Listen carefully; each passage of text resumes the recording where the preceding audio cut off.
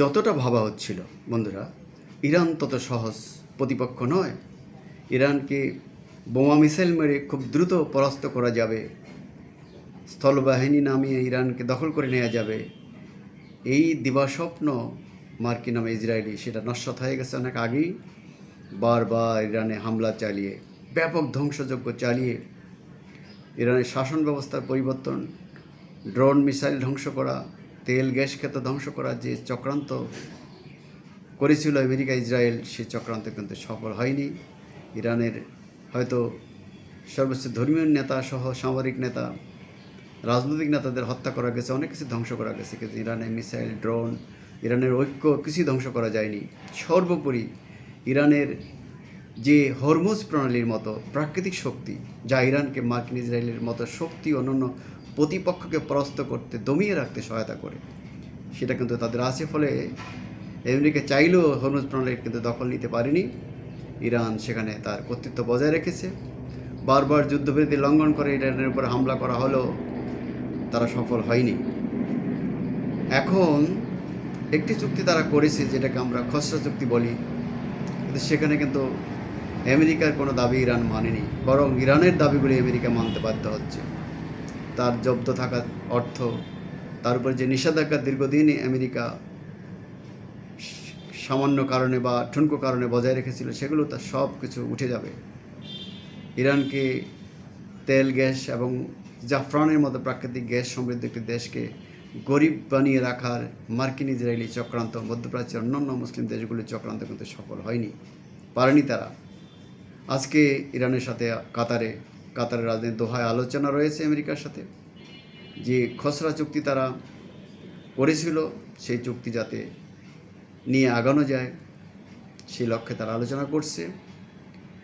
আর এদিকে ইসরায়েল এই যুদ্ধে আমেরিকাকে জড়িত করতে পেরেছে সত্ত্বেও কিন্তু ইসরায়েলের যে বড় ক্ষতিটা হচ্ছে সেটা হলো এখন যে হয়তো নেতানিয়াহু ইসরায়েলের শাসন ক্ষমতায় থাকতে পারছেন না, এবং মার্কিনীদের যে একছত্র সমর্থন তারা পেয়ে আসছিল এতদিন, সেখানেও তাদের ভাঙন ধরেছে। ইসরায়েলের প্রতি মার্কিনীদের সমর্থন কমে আসছে। সারা বিশ্বে ইসরায়েলের প্রতি মানুষের ঘৃণা বেড়েছে, যেটা ট্রাম্প নিজেও বলেছেন। ফলে এই যুদ্ধে, অর্থাৎ মধ্যপ্রাচ্যের যুদ্ধে, ইরান যুদ্ধে মার্কিন এবং ইসরায়েলের সাময়িক কিছু লাভ হলেও ইরানের ব্যাপক ক্ষতি হলো। শেষ আখেরে আমেরিকা এবং ইসরায়েলের কোনো লাভ তো হয়নি, বরং মধ্যপ্রাচ্যে ইরান টিকে আছে তার স্বমহিমায়, সকল শক্তি নিয়ে। আমরা দেখছি আমেরিকা ইরানে হামলা করছে, কিন্তু সেই হামলার সঠিক এবং সুনির্দিষ্ট জবাব দিচ্ছে এবং ইরান দিচ্ছে, এবং মধ্যপ্রাচ্যে মার্কিন ঘাঁটিগুলো ইরানের নিশানায় রয়েছে, এবং এই মার্কিন ঘাঁটি তো মধ্যপ্রাচ্যের অন্যান্য রাষ্ট্রগুলিকে শেল্টার দিচ্ছেই না, বরং আমেরিকা এবং মধ্যপ্রাচ্যের জন্য এই ঘাঁটিগুলো এখন বিষপ্রাহ হয়ে দাঁড়িয়েছে। ইসরায়েল এগুলি সরিয়ে নেওয়ার চিন্তা করছে মার্কিন যুক্তরাষ্ট্র, এবং সেক্ষেত্রে ইসরায়েল যে ইরানের টার্গেটের মধ্যেই রয়েছে সেটা আমরা বারবার দেখেছি।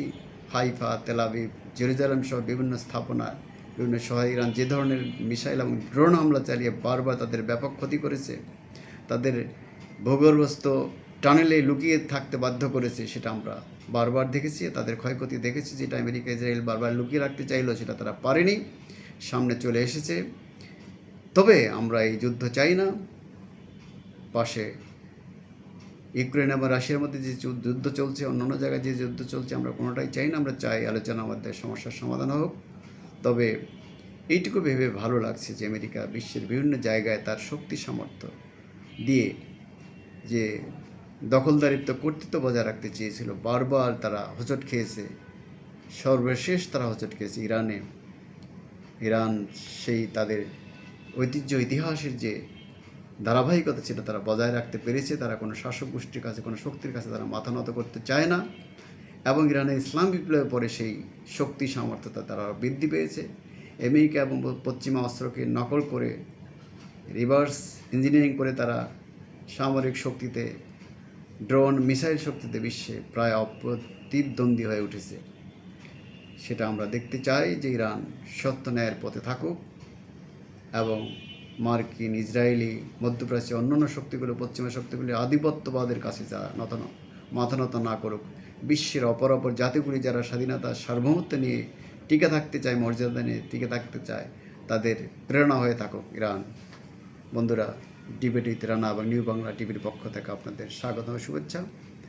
আশা করি আপনারা সবাই ভালো থাকবেন। আমরা নতুন কোনো এপিসোডে নিয়ে আবার আপনাদের দেখা হবে। ততক্ষণ আপনারা সবাই ভালো থাকতে চাই। খোদা হাফেজ। আসসালামু আলাইকুম।